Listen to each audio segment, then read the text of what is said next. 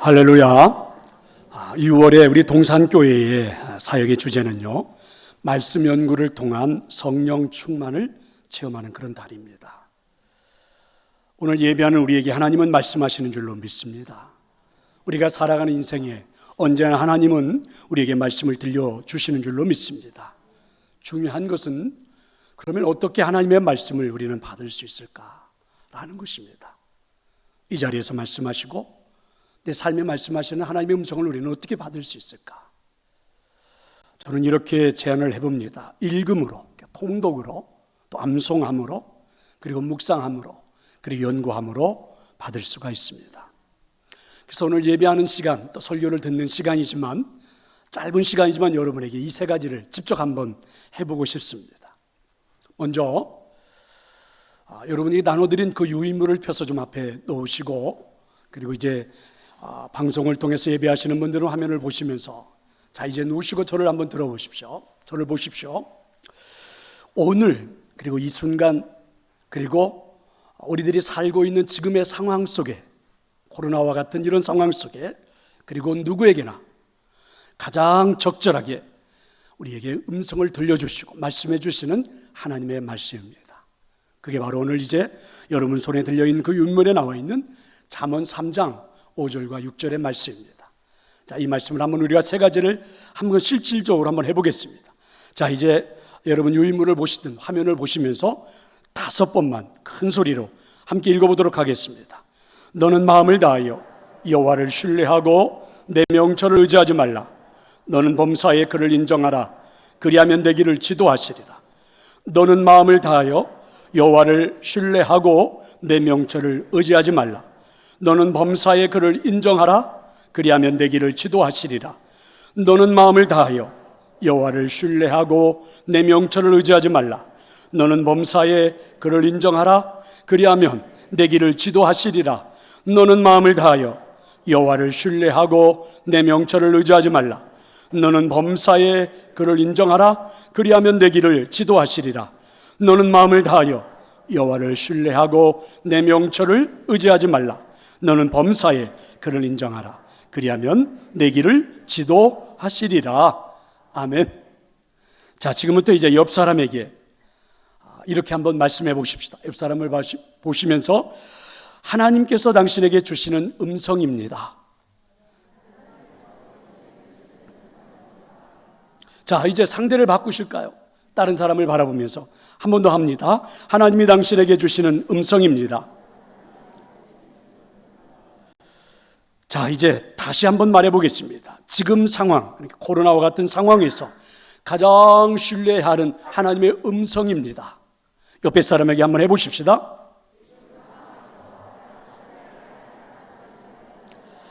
상대를 바꾸십시다. 한 번 더 하겠습니다. 지금 상황에서 가장 신뢰하는 하나님의 음성입니다.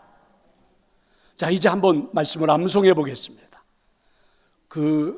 유인물을 놓으시고 화면을 보시고, 그리고 이제 화면을 보시면서 한번 크게 한번 암송하겠습니다. 준비. 너는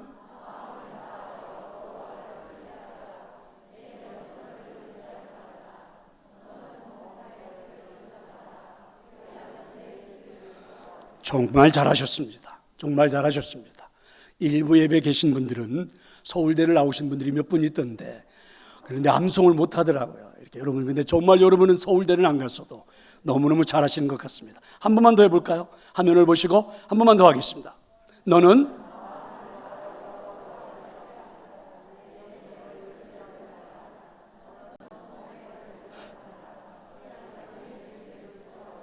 자, 이것을 암송이라고 그러죠.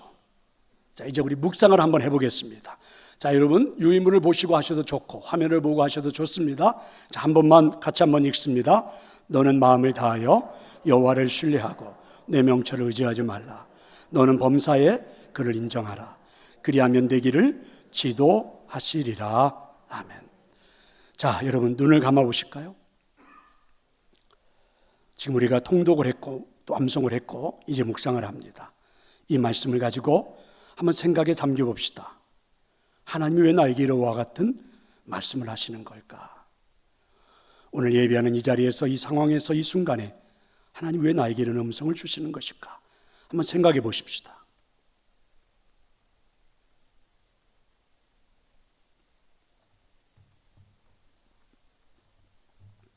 자, 이제 눈을 뜨시고요. 여러분 유인물 한번 보시면 좋겠어요. 성경은 어디서 무엇을 해야 하는 것보다 어떤 종류의 사람이 되어야 하는지에 대해서 더 초점을 맞추고 있습니다. 자, 묵상한 걸 한번 해봅시다. 어떤 사람입니까? 우리는 여호와를 신뢰하는 사람이죠. 여러분은 어느 정도 신뢰입니까? 나의 명철을 의지하지 않는 사람이죠. 내 삶의 모든 일을 하나님이 주관하고 있다고 신뢰하는 사람이죠. 왜 그렇게 하나님을 신뢰해야 합니까? 하나님을 이렇게 신뢰하는 사람이 될 때 하나님은 우리의 길을 지도하시고 우리가 가는 길을 이끄십니다. 우리의 인생을 책임지십니다. 우리에게 필요한 것은 이와 같은 믿음입니다. 자, 여러분 이게 이제 묵상입니다. 이렇게 질문을 해보고 그 질문에 대해서 답을 달아보고, 질문하는 건 하나님이 나에게 질문하는 것으로 생각해보고 질문을 해보고 그 질문에 대해서 한번 답을 달아보고, 자, 이렇게 이제 왔다 갔다 생각하고 질문해보고 답해보면서 우리는 하나님의 임재를 체험할 수가 있는 거죠. 이런 걸 묵상이라고 합니다. 자, 이제 묵상한 말씀은 적용을 해봐야 되는데요. 적용하는 것은 이제 설교 끝부분에 가서 여러분들과 함께 해보도록 하겠습니다. 자, 이제 설교를 시작합니다. 그렇다면 지금 우리들의 신앙생활의 문제는 뭘까? 정확하게 알아야 되겠죠. 나의 신앙의 문제는 바로 하나님의 음성이 없는 것이 아니라 우리가 들으려 하지 않는 것입니다. 나의 신앙의 문제는 하나님의 음성이 없는 것이 아니라 하나님의 음성을 구별하지 못하는 것입니다. 자, 성도 여러분, 먼저 오늘 이 말씀을 들으려면 우리에게 전제 조건이 필요하죠. 먼저 오늘 이 말씀을 들으려면 믿음이 필요합니다. 어떤 전제 조건의 믿음일까요? 16절에 보니까 모든 성경은 하나님의 감동으로 된 것으로, 우리 손에 들고 있는 이 책은 하나님이 우리에게 말씀해 주신 성경입니다. 하나님의 말씀입니다. 이것은 우리가 하나님께서 성경을 통하여 나에게 지금도 말씀하신다라는 것을 확실하게 인정해야만 하는 것입니다. 이미 선포하신 말씀이죠. 약속하신 말씀입니다. 시대는 다르지만 여전히 지금도 나에게 성경을 통해서 말씀하시는 하나님을 믿는 것이 가장 중요한 전제 조건이 됩니다. 성경이, 지금 내가 들고 있는 이 성경이, 오늘 여러분이 듣고 있는 이 하나님의 말씀이 하나님께서 나에게 주시는 말씀이라는 사실을 인정하지 않고서는 사실 오늘 진도를 나갈 수가 없죠. 그게 첫 번째입니다. 자, 여러분, 성경이란 말 뜻이 뭘까? 성경, 영어로는 우리가 바이블 이렇게 말하는데 성경이라는 말의 뜻이 뭘까요? 영어로 말해보면 캐논이라고 말합니다. 캐논, 즉 척도라고 그러죠. 척도. 앞으로 해석해보면 정확하게 재는 자라는 겁니다. 그러니까 성경이라는 말의 뜻은 정확하게 잣대와 같은 것들 역할로 재고 있는 것들이죠. 고대 이집트에서는 자가 없으니까, 지금과 같은 자가 없으니까 갈대로 자를 대신했습니다. 갈대는 곧게 자라기 때문에 그렇습니다. 그래서 그 곧게 자란 갈대를 꺾어서 한번 이렇게 대보면 삐뚤삐뚤 잘못되어진 것들이 드러나게 되고, 잘못 떨어진 것들이, 그려진 것들이 있으면 고치면 되는 거였죠. 그게 바로 캐논, 척도, 이렇게 말합니다. 혹시 여러분 캐논하면 어떤 이미지가 떠오릅니까? 카메라지요. 그렇죠? 일본의 카메라 회사인 캐논은 카메라 업계의 캐논이 되고자, 기준이 되고자 캐논이라는 이름을 썼다고 그러죠. 그러면 성경이 우리들의 삶의 기준이 된다. 지금 내가 들고 있는 이 말씀이 내 삶의 기준이 된다. 이것을 오늘 디모데후서는, 우리가 오늘 읽은 본문은 이렇게 변했습니다. 하나님의 말씀이 나를 하나님의 사람으로 온전하게 한다. 이렇게 표현을 했죠. 그래서 이제 나에게 가장 필요한 것은 우리 손에 들고 있는 이 성경을 우리의 삶을 변화시키는 기준으로 우리를 온전하게 하는 말씀의 능력을 인정하느냐라는 것입니다. 성경은 약 1500년이라는 긴 시간을 두고 기록이 되었습니다. 얼마나 긴 시간에 기록된 겁니까? 거기다가 한 사람의 기록이 아니죠. 선지자들, 사도들로부터 시작해서 40명의 저자들이 있습니다. 그러면 여러분 1500년이란 긴 시간을 두고, 그리고 저자들도 40명 가까이 되는 사람들이 성경 66권을 기록했는데, 성경 66권은 창세기서부터 요한계시록까지, 창조에서부터 종말까지 너무나도 완벽한 일관성이 있죠. 하나님이 우리 인간을 얼마나 사랑하시는지, 그래서 당신의 아들 독생자 예수 그리스도를 이 땅에 보내셔서 구원할 수밖에 없었던 그 역사, 우리는 이걸 구속사라고 그러거든요. 그러니까 이 성경은 구속사라는 주제로 하나의 일관성을 그려주고 있는 거죠. 1500년이라는 시간에 걸쳐서 40명의 저자들이, 그런데도 이 창세기에서부터 요한계시록까지는 하나님이 우리를 사랑하시고 우리를 구원하신다는 이 구속사라는 주제 하나로 다 읽어볼 수가 있다는 것입니다. 그래서 오늘 우리가 읽은 이 디모데후서는 이렇게 고백을 했죠. 모든 성경은 하나님의 감동으로 된 것으로. 무슨 말씀입니까? 도저히 인간의 이성으로는 이해할 수가 없다는 것이요, 하나님의 감동으로 된 성경은 완전하게 우리의 인생의 가치관을 바꿔놓을 수 있는 능력이 있다, 이렇게 우리에게 말씀해 주시는 것입니다. 그래서 여러분, 성경을 읽다가 보면 사람을 통해서 기록되었는데도 불구하고 이런 말씀이 있잖아요. 하나님이 이르시되 여호와께서 말씀하시되 이는 나 여호와의 말이니라, 이런 말씀들이 기록되어 있습니다. 그러므로 오늘 이 목사가 강단에서 하나님의 말씀을 선포하는 한, 이건 여러분 저의 소리, 목사의 소리가 아니라 하나님의 말씀으로 들려져야 할 줄로 믿습니다. 자, 그러면 오늘 저와 여러분은 이 시간 이 자리에서 함께 예배를 하고 있고, 그리고 하나님을 만나고 있죠. 그럼 오늘 이 시간 우리에게 하나님이 들려주시는 말씀에 대한 도전이 무엇입니까? 하나님이 우리 마음속에 꼭 들려주시는 하나님의 음성이 무엇입니까? 우리가 하나님을 아는 지식, 그리고 그 지식을 얻고자 하는 하나님의 말씀에 대해서 우리 모두가 너무 무관심한 것 아닌가? 오늘 예배하는 우리에게 하나님께서 주시는 음성이에요. 하나님 우리에게 도전하시는 말씀입니다. 하나님의 말씀에 대해서 너무 무관심한 거 아니냐? 저는 어떤 때는 이런 생각이 들어요. 한국 사람들의 통계를 내본다 그러죠. 연초가 되면 올 한 해 무엇을 하고 싶습니까? 그러면 그 가운데 제일 먼저 첫 번째 순위로 오르는 것 중에 하나가 영어를 공부하고 싶다라는 한국 사람들의 응답이 나타난대요. 그러니까 얼만큼 영어를 공부하고 싶어 하는지, 영어로 외국 사람들과 서로 그렇게 말하고 싶어 하는지를 우리가 느낄 수가 있죠. 그런데 저는 이런 생각이 듭니다. 연초가 되면 영어를 공부하고 싶어 하는 사람들만큼이나 하나님의 말씀을 가까이 하고 싶은 생각이 성도들에게는 들까? 요즘은 여러분 주식시장이 핫하다고 그러죠. 직장 생활하는 젊은 사람 할 것 없이 여러분 요즘은 막 주식시장에 많은 사람들이 몰려들어서 하루 종일 컴퓨터에 모니터를 여러 개 가져다 놓고 그때 상황을 주시해보고 관심을 갖고 있다고 그러죠. 그것만큼이나 성경을 우리는 관심을 가지고 보고 있을까? 라는 도전입니다. 이런 이야기가 하나 있더라고요. 먼 길을 떠나게 된 스승이 제자에게 위대한 말씀이 담겨있는 경전을 남기면서 꼭 당부를 했습니다. 내가 몇 년 후에 다시 돌아올 테니까 너는 그때까지 이 경전을 잘 읽고 계속 공부에 전진하도록 하라 하고서 사명을 주고 이제 스승이 먼 곳을 떠났습니다. 그래서 이제 스승이 당부한 말씀이기 때문에 이 제자는요, 그 경전을 한시도 몸에서 떼지 않고 읽기 시작했죠.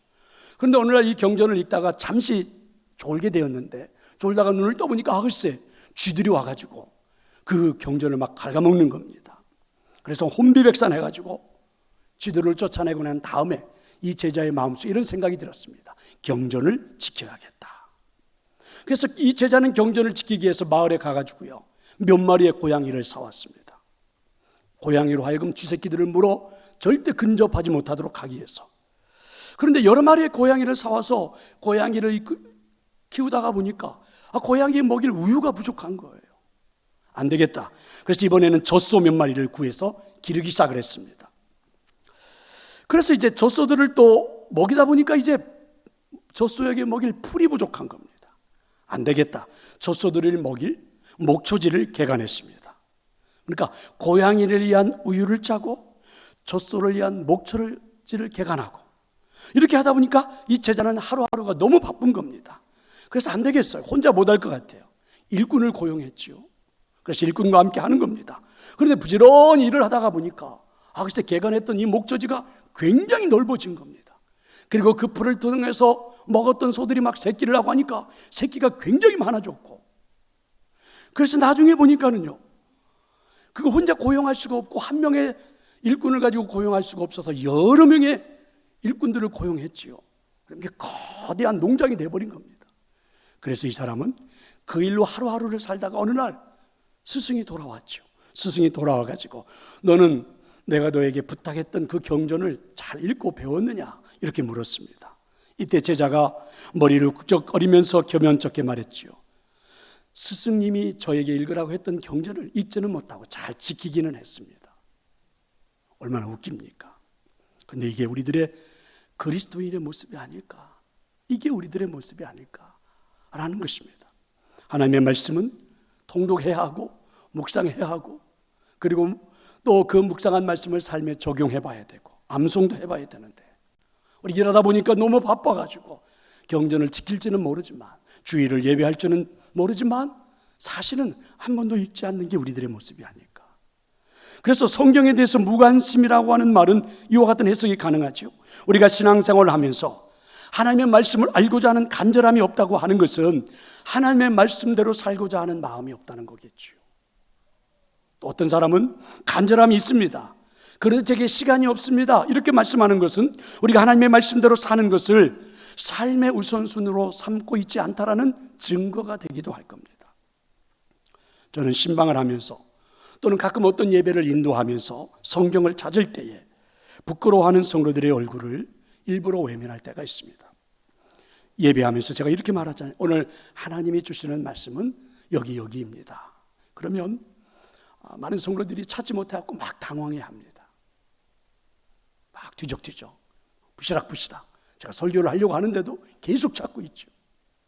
예를 들면 제가, 여러분 스바냐 3장 17절의 말씀을 하나님이 주셨습니다. 그러면 아무리 찾아도 못 찾아요. 그래서 아무데나 그냥 턱 이렇게 열어놓습니다. 그럼 여러분 제가 눈치가 백단이에요. 모를 줄 압니까? 스바냐는 거기 있는 게 아니에요.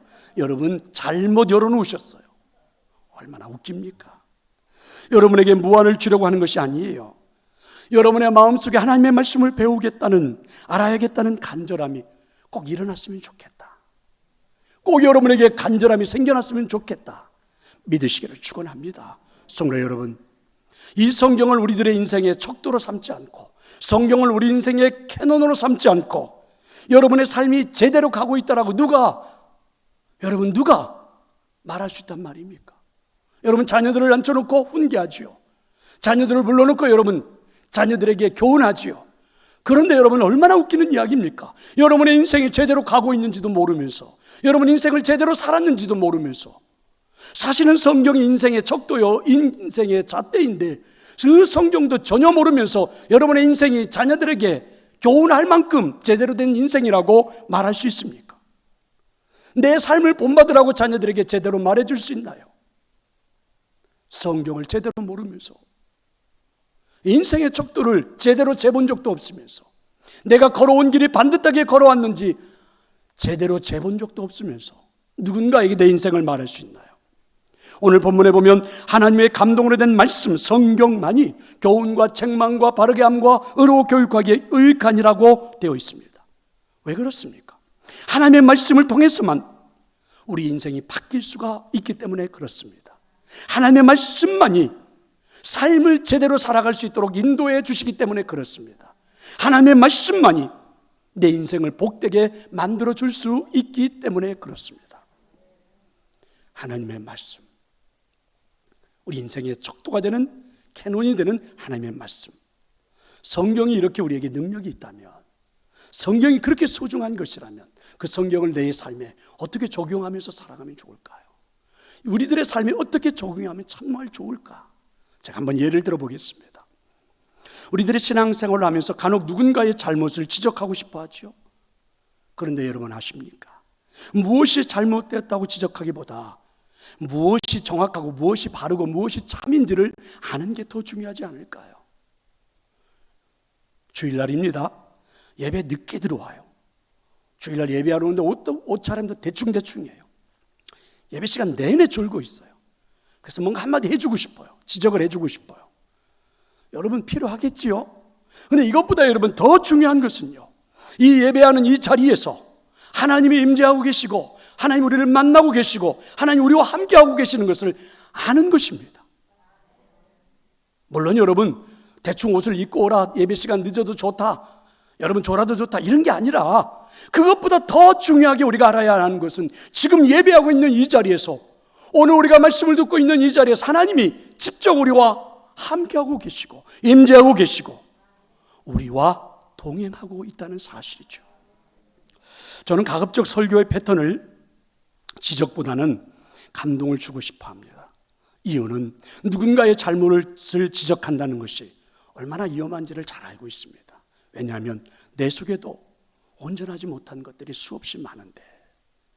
그런데 여러분, 이 지적보다도 더 중요한 이유는요, 우리가 온전한 크리스천이 되는 것은 죄를 지적해서 되는 게 아닙니다. 진리로, 캐논으로, 말씀으로, 그래서 우리 마음을 채우고 나면 온전한 사람이 되는 것입니다. 하나님의 말씀은 우리를 긍정의 사람으로 바꿔놓습니다. 하나님의 말씀은 우리를 변화시켜 주십니다. 하지만 누군가의 잘못을 지적하는 인생은요, 여러분들 부정적이죠. 저는 교회 생활에서 이 부분을 정말 싫어합니다.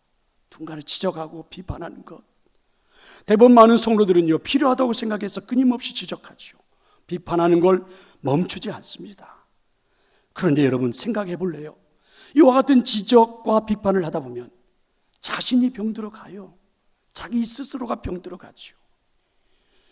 계속해서 부정적인 부분을 보고 있기 때문에, 비판적인 시각을 갖고 있기 때문에 나도 모르는 사이에 내가 정말 부정적이고 비판적인 사람이 되어 있어서 행복을 모르는 겁니다. 신앙생활의 기쁨을 몰라요. 저는 생각해 볼 수 있기를 바랍니다. 변화는 누군가의 잘못이 내 눈에 들어오면서 시작되는 게 아닙니다. 하나님 앞에서 내 부족함과 잘못이 보이기 시작할 때 일어나는 거죠. 성도 여러분, 변화의 공식을 아십니까? 변화에도 공식이 있는데 변화의 공식을 아십니까? 빛이 들어오면 어둠은 물러갑니다. 빛이 들어오면 어둠은 물러가요. 진리가 들어오면 거짓은 자체를 감추게 되어 있습니다. 결국 여러분, 교회의 능력, 이 세상 사람들이 현재 교회를 정말 많이 비판하고 있는데, 여러분 교회의 능력은, 그리고 저와 여러분 개개인 신앙인의 능력은요, 누군가의 싸움에 이겼기 때문에 나타나는 게 아니죠. 우리가 이 세상을 상대로 우리 교회가 이렇게 잘하고 있다는 것을 싸워서 이겼기 때문에 교회가 능력이 있는 게 아니죠. 여러분, 내가 누군가와 싸워서 말을 잘하고 힘이 있고 능력이 있어서 여러분 이겼다라고 생각할 때 그게 내 인생의 진정한 능력이 아닙니다. 진짜 내 인생의 능력은, 교회의 능력은요, 진리의 빛 앞에서, 하나님의 말씀 앞에서 진지하게 변화되기 시작할 때 나타나는 것입니다. 그래서 하나님의 말씀은 운동력이 있고 좌우의 날선 어떤 것보다도 예리하여 우리의 혼과 골수를 쪼개기고 찔러 쪼개기까지 한다고 말씀하고 있는 것입니다. 자, 여러분과 한번 시험을 해보고 싶습니다. 분명하게 하나님의 말씀을 기억하면서 살아야 될 시험이에요. 요한복음 10장 2절부터 5절을 보면 이런 말씀이 있습니다. 유대인들이라면 이 말씀을 그냥 읽기만 해도 다 할 텐데 우리하고는 좀 다르죠. 우리는 목축업을 하고 있지 않기 때문에 조금은 상황이 다른데, 자, 요한복음 10장 2절과 5절의 말씀은 이런 것입니다. 양을 치고 있는 한 목장에서 이제 저녁이 되면 양떼들을 보호하기 위해서, 맹수로부터 도둑으로 보호하기 위해서 다 우리 안으로 양떼들을 넣죠. 그럼 이제 양떼들이 다 우리 안에서 안전하게 하룻밤을 지냅니다. 그럼 이제 아침이 되면, 자, 문으로 들어가는 이는 양의 목자라. 목자가 우리 안으로 들어가죠. 그리고 들어가서 다 하룻밤을 안전하게 지내온 그 양들을 바로 인사를 합니다. 양들아 안녕, 이렇게 인사를 하는 거예요. 그리고 난 다음에 문지기는 그를 위하여 문을 열고 이렇게 말했죠. 그 다음에 보니까 양은 그의 음성을 듣나니 그가 자기 양의 이름을 각각 불러 인도하여 내느니라. 무슨 말씀입니까? 이제 목자가 말하는 겁니다. 양순아, 인순아, 해수나 이러면서 이제 부르면 양들이 한 마리씩 그 문을 통해서 밖으로 나가는 겁니다. 그 다음에 보세요. 자기 양을 다 내놓은 다음에 앞서가면 양들이 그의 음성을 알고 따라온다. 그래서 이제 다 나온 다음에 목자가 맨 앞에 서는 거죠. 그리고 이제 자, 지금부터 우리 푸른 초장으로 나가자. 풀밭으로 나가서 우리 마음껏 양식을 얻고 오늘 하루를 즐겨보자 하면서 목자가 앞장서면 양들이 쭉 따라 나가요. 그 뒤에 보십시오. 타인의 음성은 알지 못하는 거로 타인을 따르지 않고 도리어 도망한다. 그런데 타인이 부르면 양들은요, 그 목자가 아니기 때문에 따라가지 않아요. 나오지도 않습니다. 자, 이제 이 말씀을 놓고 한번 생각해 볼래요? 양은 목자의 음성을 정확하게 들을 때 그 목자의 양이 되는 것입니다. 여러분은 하나님의 음성을 정확하게 듣습니까? 하나님이 여러분의 목자이십니까? 아마 여러분은 이렇게 말할 수도 있겠지요. 주변이 너무 시끄러워요.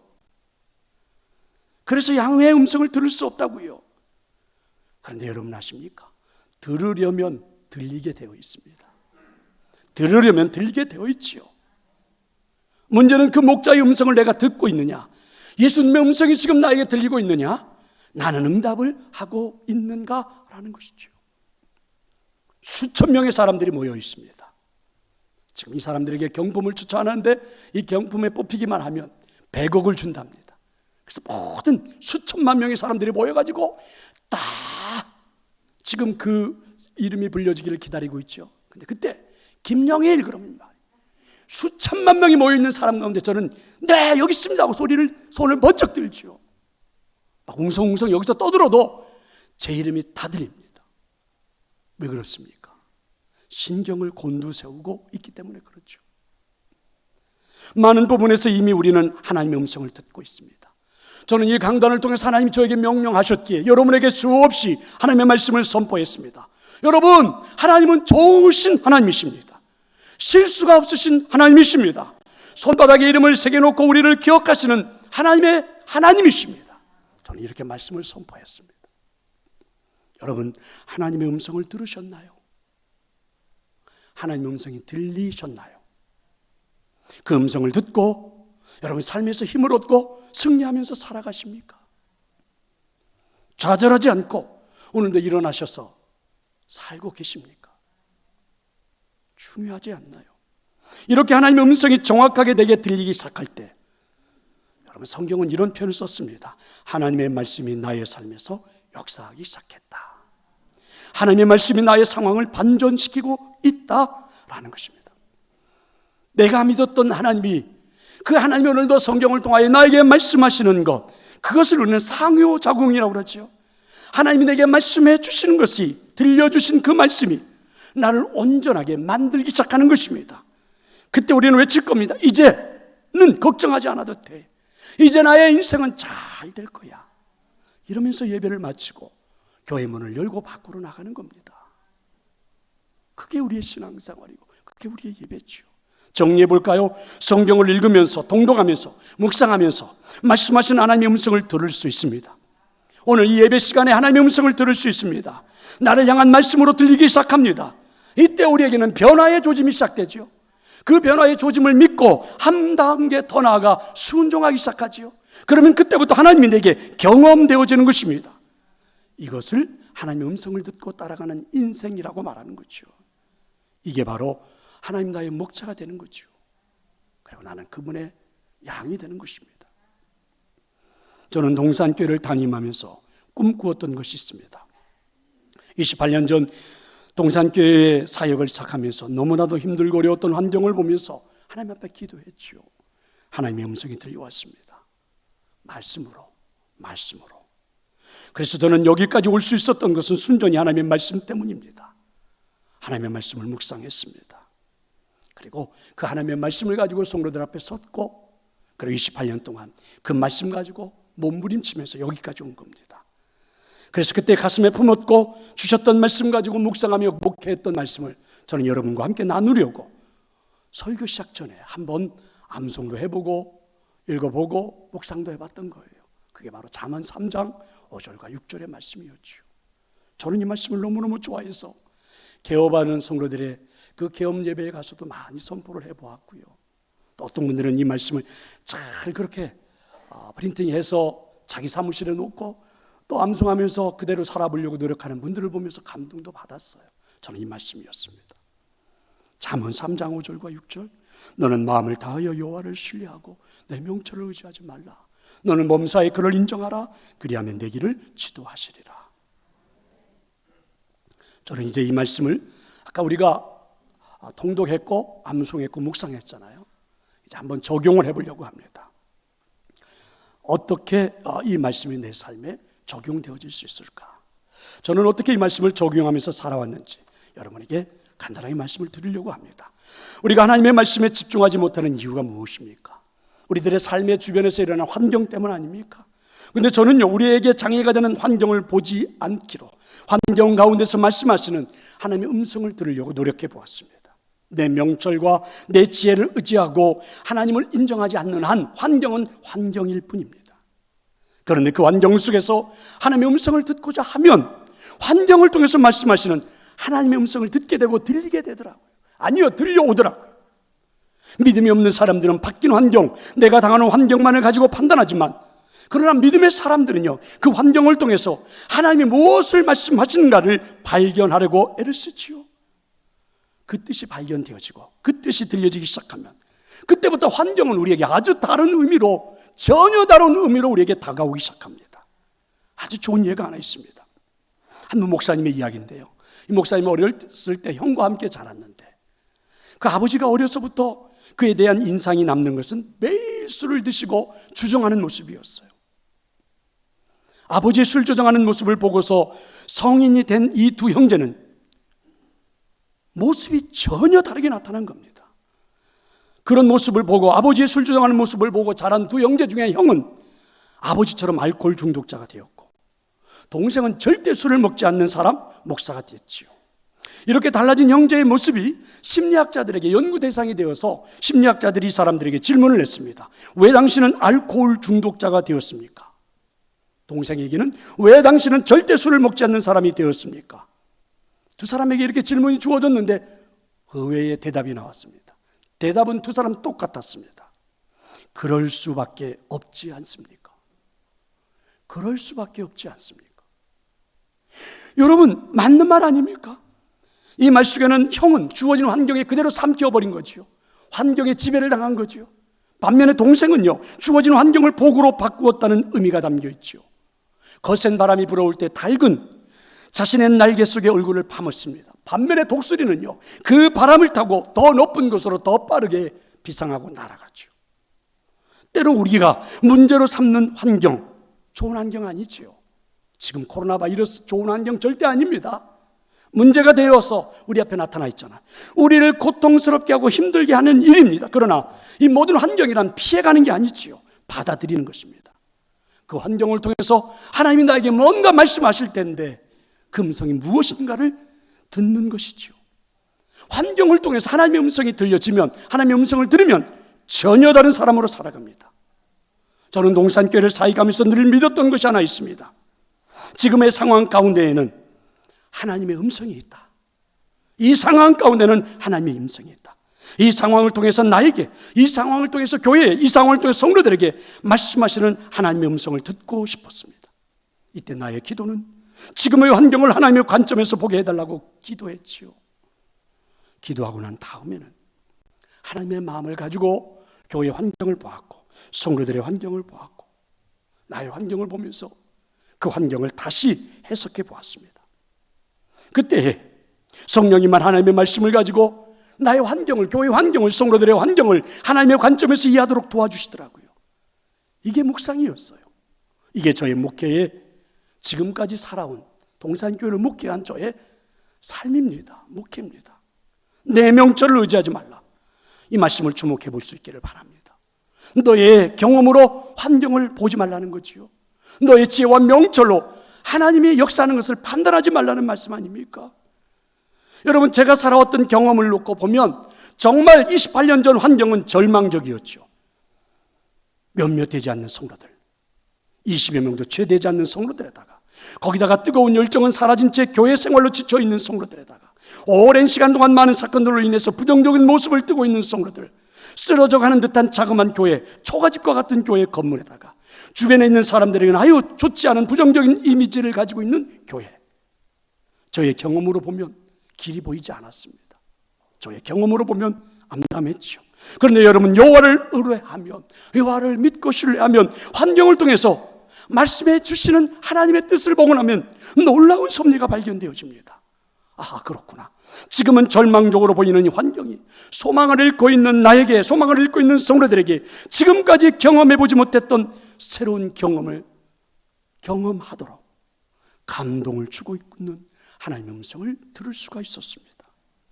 교회를 통해서, 성도를 통해서 하나님의 영광이 드러나는 모습이었죠. 이게 제가 동산교회를 목회할 수 있었던 원동력입니다. 목회하면서 하나님이 저에게 주셨던 말씀 가운데 언제나 늘 가슴에 담고 목회하는 말씀 중에 또 한 구절은 고린도후서 1장 18절 이하에 나오는 말씀인데요. 하나님은 미쁘시다. 하나님은 신실하시다. 하나님은 미쁘시다. 하나님은 신실하시다. 우리가 너에게 한 말은 예하고 아니라 하며 합니다. 하나님은 우리의 삶의 긍정이라는 사실, 하나님은 나의 삶에, 하나님 내가 목회하고 있는 현장이 교회의 긍정이라는 사실, 우리가 실수라고 생각하는 환경에조차도 설령 내가, 성도들이, 더 많은 사람들이 실수해 놓은 교회라 할지라도 하나님은 명백한 섭리를 가지고 계시는 분이시다. 그래서 여호와를 의뢰하고 내 명철을 의지하지 말라는 것입니다. 성도 여러분, 절대로 여러분의 환경 중에 어떤 것도 우연히 된 일은 없습니다. 그래서 하나님의 음성을 들으려고 귀를 기울이십시오. 들릴 겁니다. 들릴 거예요. 무엇을 나에게 말씀하시는지 들을 수가 있습니다. 감동적이지 않습니까? 제가 들었던 하나님의 말씀, 범사의 그를 인정하라. 그리하면 내 길을 지도하시리라. 바꿨죠. 저는 이렇게 어떠한 환경에서든지 하나님의 인도하심을 신뢰하라. 그러면 절대로 실망하지 않으리라. 제가 바꾼 하나님의 음성입니다. 성도 여러분, 하나님의 말씀, 우리 인생의 척도가 되는 캐논, 얼만큼 여러분은 신뢰하십니까? 이거 실제적으로 있었던 그런 일들이죠. 이태리에서 그 1917년 그 국경지대에서 전쟁이 끝나고 2차 세계대전이 끝나고 막 자기들의 고향으로, 자기들의 집으로 돌아가려고 하는 1200명의 불란서 군인들이 있었습니다. 성탄절을 며칠 앞두고 있었기 때문에 빨리 집으로 돌아가고 싶어서 1200명의 군인들이 열차를 타기 위해서 집결했습니다. 열차가 서니까 군인들은 서로 오르려고 아우성입니다. 그런데 열차 안에는요, 이 1200명이 다 타고 보니까 그 조그만 열차 안에 정원이 초과된 겁니다. 짐짝처럼 빽빽히 사람들이 들어있었어요. 이제 열차의 출발만 기다리고 있습니다. 그런데 기관사가 밖에 나와 있는 겁니다. 움직이려 하지를 않는 거예요. 열차만 쳐다보고 있는 거죠. 그래서 한 장교가 와서 왜 출발하지 않느냐, 왜 서서 보고만 있느냐, 그랬더니 이 기관사가 말하는 겁니다. 지금 이 열차는 이 상태는 움직일 수가 없어요. 아니, 왜 움직일 수가 없다고? 이대로 움직이다가는 얼마 가지 않아서 탈선합니다. 조금만 가면 내리막길도 나올 텐데 그때는 감당할 수가 없습니다. 사고가 납니다. 이때 장교는요, 이 기관사에게 화를 냈습니다. 이 전쟁터에서 목숨을 걸고 싸우고 돌아가는 그 군인들인데 그게 말이라고 하느냐? 빨리 열차를 운행하라. 그래도 안 됩니다. 만약에 네가 내 말대로 열차를 운행하지 않으면 너를 총으로 쏴 죽이겠다. 그래서 기관사는 어쩔 수 없이 열차를 움직였죠. 기관사는 기차의 한계를 알기 때문에 마음 졸이면서 운행을 시작했습니다. 드디어 내리막길이 다다랐는데 아무리 브레이크를 잡아도 기차를 멈출 수가 없는 겁니다. 열이 받고 연기가 나고 급기야는 불이 났고 탈선하게 돼요. 그 열차에 탔던 1200명 군사들 가운데 대부분이 죽었습니다. 대형 열차 사고가 난 거죠. 문제가 어디에 있는 것입니까? 기관사, 전문가인 기관사의 말을 사람들이 듣지 않았지요. 전쟁에서 승리한 공로가 무슨 의미가 있습니까? 여러분, 전쟁에서 승리한 공로가 무슨 의미가 있어요? 전문가 이야기를 듣지 않았던 그들은 다 죽고 말았는데, 우리가 살아가는 인생길의 전문가가 무엇인지 아십니까? 캐논이, 우리 인생의 척도가 여러분 손에 들려있는 성경이에요. 말씀을 모르면서, 전문가도 아닌 여러분 말씀을 모르면서 기차만 움직이면 무슨 소용이 있단 말입니까? 여러분 어디로 가십니까? 언제쯤 가야 하는 것입니까? 어떻게 가야 하는 것입니다? 천국에 도착할 때까지는 말씀 외에는 어떤 것도 길이 되어줄 수가 없는데, 천국에 도착하는 그 순간까지는 여러분 이 성경만이 전문가고 성경만이 길인데 여러분 무엇을 찾아가고 있습니까? 어떠세요? 말씀을 가까이 하고 싶지 않으십니까? 말씀을 읽고 싶지 않으십니까? 말씀을 암송하고 싶지 않으십니까? 말씀을 묵상하면서 살고 싶지 않으십니까? 저는 여러분의 손에 성경이 들려있다면 조금 더 걱정하지 않습니다. 어떤 환경도 겁나지 않습니다. 다만 여러분의 성경에 손이 있느냐, 여러분의 손에 성경이 있느냐, 저에게는 그것이 가장 큰 관심입니다. 성도 여러분, 다시 성경으로 돌아가십시오. 다시 말씀으로 돌아가십시오. 다시 말씀을 통해서 하나님을 경험하십시오. 다시 말씀을 통해서 하나님을 만나십시오. 꼭 그렇게 하십시오. 잘 될 겁니다. 반드시 일어설 겁니다. 반드시 복 있는 인생 살게 될 것입니다. 아버지 하나님 고맙습니다. 우리 손에 성경을 들려주셔서 정말 감사합니다.